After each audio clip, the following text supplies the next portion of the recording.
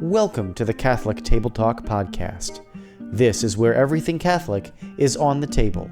New episodes Thursdays at 9 a.m. Eastern on most podcast platforms. Here's your host, William Sauber. Welcome back to the show, everyone. Thank you again for joining us on another episode here at Catholic Table Talk Podcast. This is the podcast where everything Catholic is on the table. In case you're wondering why I'm so close to the microphone, is because it does not pick up very good sound when I hold it away from my mouth. So hopefully the sound is a little bit better this time around, as my other microphones are still in storage due to moving. So today's episode is brought to us by Dr. George Suguma. Dr. George Suguma is a family physician who practices holistic health and medicine out in beautiful South Dakota. Visit him at drgeorge.com. Again, it's drgeorge.com. Thank you for Dr. George Suguma for sponsoring today's episode. So, part 4 of 4, hopefully we get 4 of these done, or we get all the way done today, is the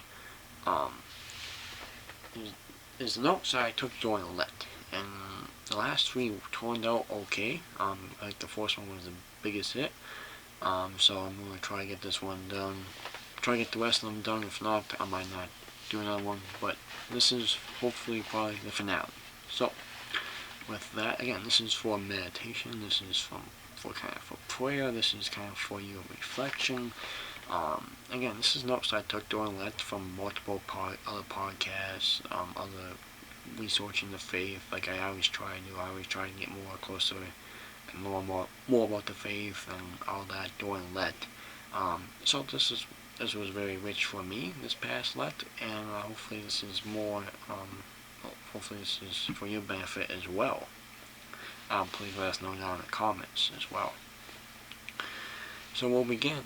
One thing I learned about praying more is to listen to Catholic podcasts like Catholic Daily Reflection, Bible in Your Catechism, Your Jeff King Show, and others to have a short meditation prayer that you will probably need at that moment.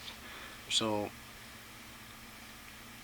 one thing you learn about praying more, again, is you listen to more Catholic media, and you kind of meditate on what they're saying. In a lot of the cases, especially like I said, Catholic Daily Reflections, you are kind of going through that struggle. You're kind of going through maybe what they're asking you, or what they want you to reflect on. Peter wants to be with Jesus after the Transfiguration and before Jesus' Passion. But Jesus says, not now, but soon go back to earth and spend my Lord. Peter and Judas are 2 different ways to look at our lives. And this was very, I think at the very end of Holy Week. Because when I heard this, or during Holy Week I should say, Judas surrenders to despair and non-forgiveness, meaning he didn't go back to Jesus to ask for forgiveness, aka confession. On the other hand, Peter fails to follows, but turns back to God's mercy and becomes the first pope. So he follows like all of us do, and he goes back and Jesus forgives him, and he becomes the first pope. The same thing in confessional.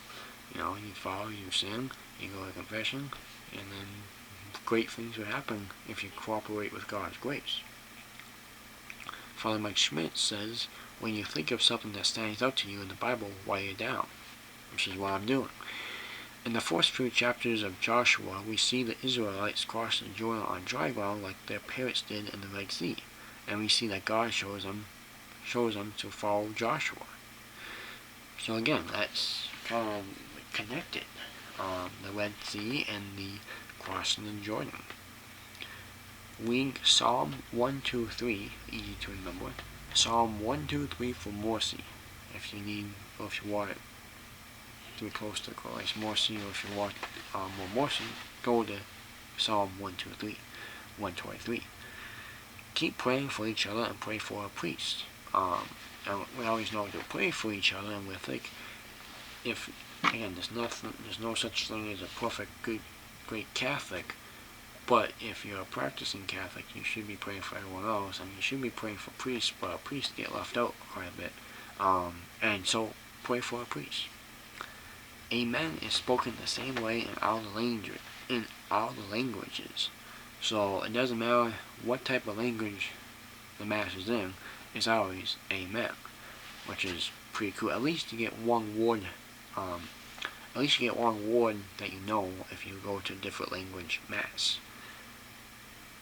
To get deep in prayer, you have to go deep into your heart and tell Jesus what's in it.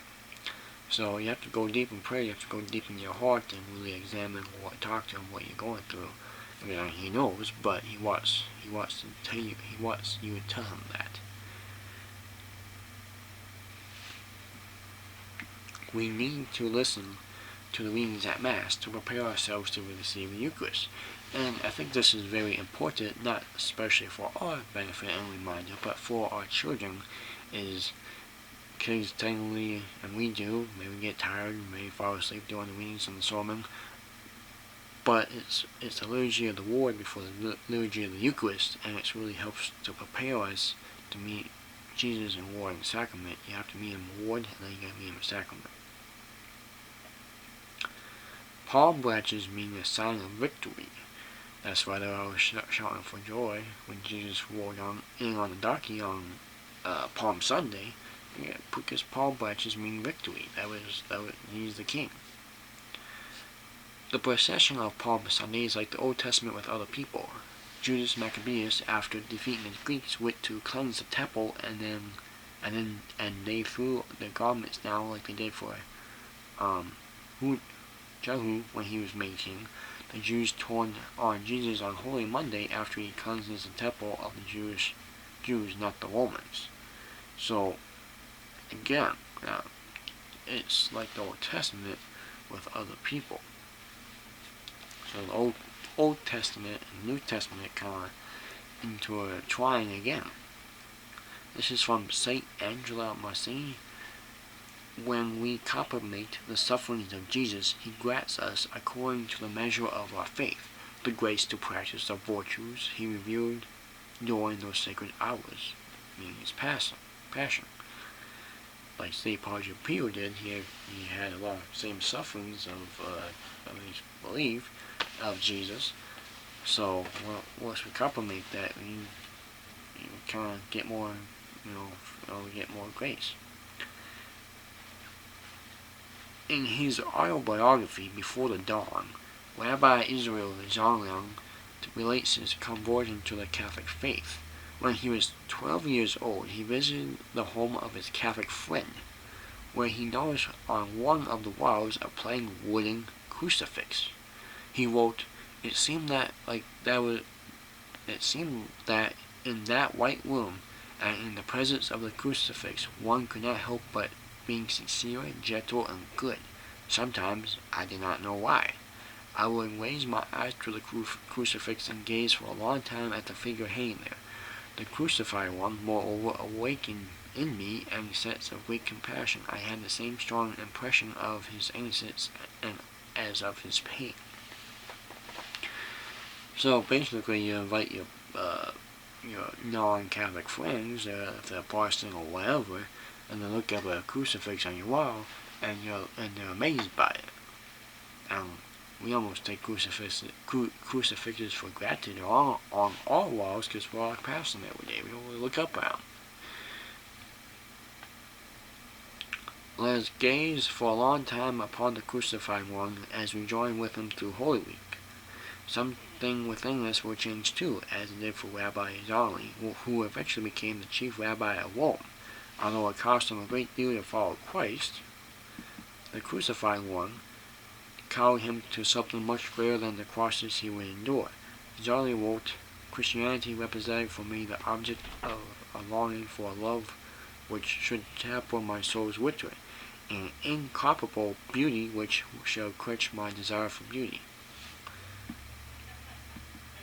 Can you see Jesus hanging upon the cross, looking upon you, only you? Do that next time. See if he's looking at you. See what you feel what you feel when you do that. Do you see his loving glance that says, "See how much I love you"? Love is repaired by love alone. He watched your heart. Pray for the humility to find the correction to your sin so you don't rebuke God and lose your salvation like Judas did.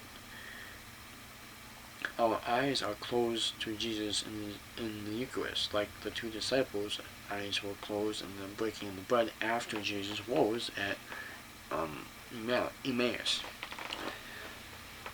But he did not present it in it. We need to have the faith to see him in it. Whether that's adoration, whether that's just the Eucharist, at Sunday Mass, whatever. The Our Father is in all the Gospels only once each. So that's in there, but it's only in the once. But Jesus had to teach his disciples more than once so they could memorize it, like you and I. So, if you're second, third, maybe even fourth graders not remembering the Our Father, well, the disciples were full grown and they can't remember it either. Read Revelation 19 verse 4 for the supper of the Lamb. Trust God more in your daily life. The Eucharist cures venial sins and keeps us from future mortal sins. Give thanks to the Lord after communion and after Mass and prayer, because He is with us from communion for about 10 to 15 minutes after receiving, and on Judgment Day, which it will be here one day. We don't want Jesus to say, "I did not know you," so we should stay after and pray every day. You say the St. Padre Pio prayer after communion. Stay with me, Lord. Stay with me, Lord. You can really just thank Him for the gift of the Eucharist, for Himself being present, and Him being truly present in you then. You can just pray for whatever is on your mind and your heart still. But you should at least pray for sure after communion, right after you get back to your pew, and then after Mass as well. Kneel back down for a few minutes and pray. On our Judgment Day, when Christ comes back in His glory, we will have not wounds from the cross, but scars. He will ask you what scars do you have. Do you have scars for giving your time, money, or food to the poor, making sacrifices, doing something for someone else instead of something for your benefit? Make sure you have scars walking with Jesus so you can show Him yours on Judgment Day. Say this prayer when looking for peace. Lord, grant me peace. We ask, Lord, our world is dark. It has been over 2,000 years. Why haven't you come in all your glory yet? But just like a wedding, we get ready in our best outfits. Same thing, wait for Jesus. We wait and are always getting ready for that day. Receiving the Eucharist frequently is one way to be ready for Him when He comes. So again, people say the world is chaos, the country is falling apart, this and that. Why doesn't God just show up now to end time, or just show up and really, have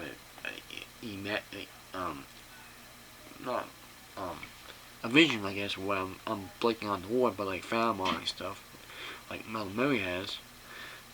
Why doesn't He do that? But again, He said the world is going to hate you and I. And it's a wedding feast, so we're getting ready for the wedding, but the day has not come yet. Freemasonry hates supernatural grace. Where does that supernatural grace come from? The Catholic Mass. That's why Freemasons are not, they don't get along with the Catholic faith one bit. They hate Catholics and the Mass. And why? It has a lot to do with Satan stuff. So, Satanism, all that, that's a lot that comes from Freemasonry. Pray, meditate, and ask for grace on Good Fridays, on the Good Friday, I should say. When in pain and sorrow toward the Mother Mary, she will help you. We love and honor Mary because she makes our Lord happy, and we can never love Mary more than Jesus did. A few more here, folks. Hopefully, you're writing stuff down and hopefully getting a good idea. View your work on its mean, not being in the spotlight or find success, because Satan loves it when we do. Now, I would say that's probably a difficult one for me, because I like being my own boss and control this and that. And of course, who doesn't like success? You're moving your way up the chain, the food chain, or the ranks at work, and basically, success kind of satisfies you to a degree, or at least as good as you get stuff done. But yeah, you should really work on its meaning. Whether that's working for the church, whether working for a school, whether that's whatever the case might be. Think about its meaning. Work is a gift from God, like grace. Not everyone can work. Some people want to work more. They can't. Either physically, mentally, I guess spiritually, but they want to work more. Some people can't work. So be thankful to work. All men should read the book when hell is in session. I'll put the link up for that down below. Every word in the Bible is important, so we can't take books out or chapters like Parsons did. Even numbers without the names, about 80 to 99% you can't pronounce, but it's still very important because it's God's word. Ask the Lord for grace to overcome all sin, even regular sins. When we do, we can see God's plan for us and choose to follow Him and His plan for us, or fall deeper into darkness than if we don't. Read paragraph 624 in the Catechism of the Catholic Church on Holy Saturday, and what Jesus did when He was in hell. Now, He's not in the actual hell, but He was in the makeshift, I guess you could say, spot where other people have passed before He was, before His passion. Jesus rose on the third day, and when the fourth day after His death is when the decay of the body starts. God kept His promise on that His Son will not see corruption, so He rose on the third day, not the fourth day. Gaze about the crucifix and ask God to come to you. He thirsts for you. Look on Him with a loving heart. Turn to Jesus in your sufferings. He is waiting for you. After Joshua, the people did not know the Lord or the work that He had done for them. So remember what the Lord has done for you. Judge means Redeemer. We got about 7 more. God's grace is working even in our sufferings. God's grace is fighting for us. Ruth, a Moabite, is in the family line of Jesus. Did you know that? I mean, it's only 4 chapters of the book of Ruth in the Bible. It's like the shortest book almost in the Bible. People were worshipping idols, and even Denmark worship throughout the Bible. Pray, pray, pray.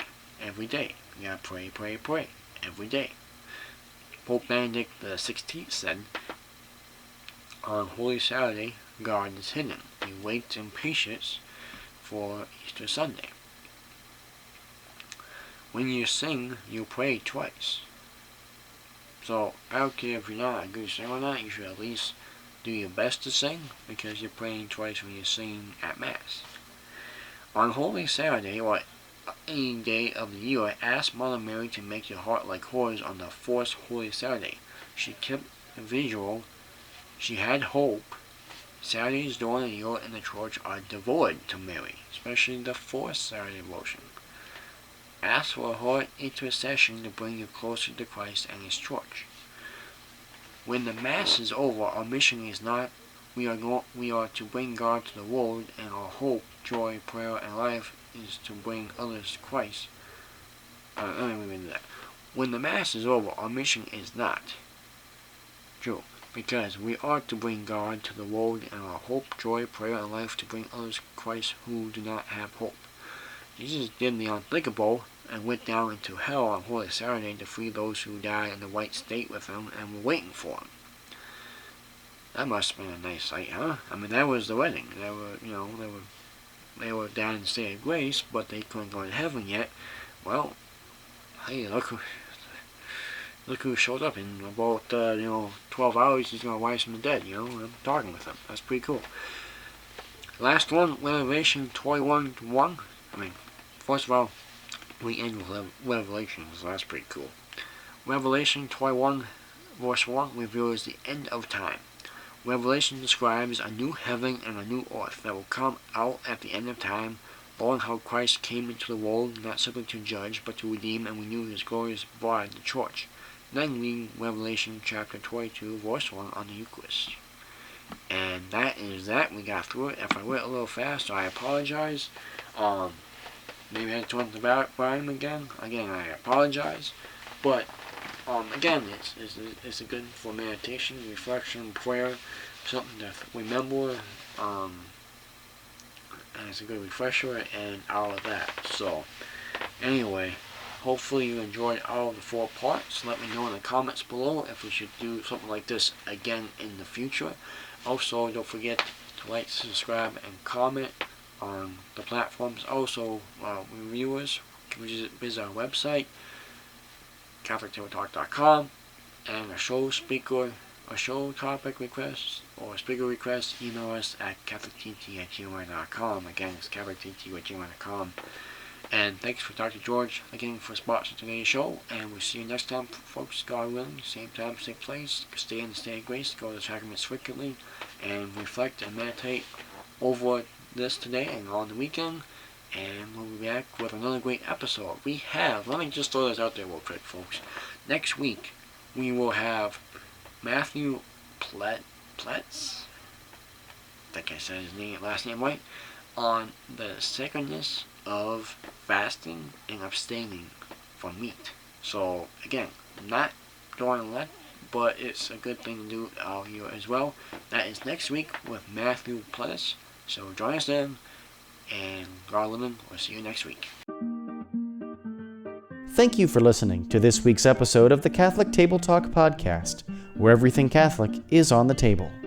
Don't forget to subscribe to Catholic Table Talk on your favorite podcast platform to get new episodes delivered directly to you every Thursday at 9 a.m. Eastern.